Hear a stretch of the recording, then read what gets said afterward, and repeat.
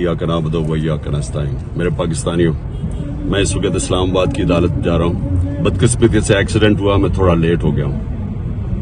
मैं आप सबको बताना चाहता हूँ कि इन्होंने पूरा प्लान बनाया हुआ है मुझे अरेस्ट करने का, और इससे साबित हो जाती है इनकी बदनीयती। मैं इस्लामाबाद की अदालत में पहले भी जा रहा था। इन्होंने जो मेरे घर के ऊपर हमला किया, वो ये मकसद नहीं था कि मुझे इस्लामाबाद की अदालत में पेश करना।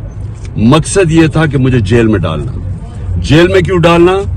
क्योंकि लंदन प्लान का हिस्सा है कि मुझे जेल में डालो। ये नवाज शरीफ की, ये उसकी डिमांड है कि इमरान खान को जेल में डालो और इलेक्शन में वो हिस्सा ना ले सके, और ये फिर वही करने जा रहे हैं। अभी मुझे पता है कि मुझे अरेस्ट कर रहे हैं। मैं सिर्फ बताना चाहता हूं कि मैं रूल ऑफ लॉ में मानता हूं, कानून में मानता हूं। पता होते हुए मैं जा रहा हूं, लेकिन मैं कौम को बताना चाहता हूं कि ये बेनकाब हो गए हैं। ये जो लोग ऊपर बैठाए हुए हैं, ये चोर और डाकू और जिन्होंने बैठाए हैं, ये बेनकाब हो गए हैं कि इनकी नीयत क्या है।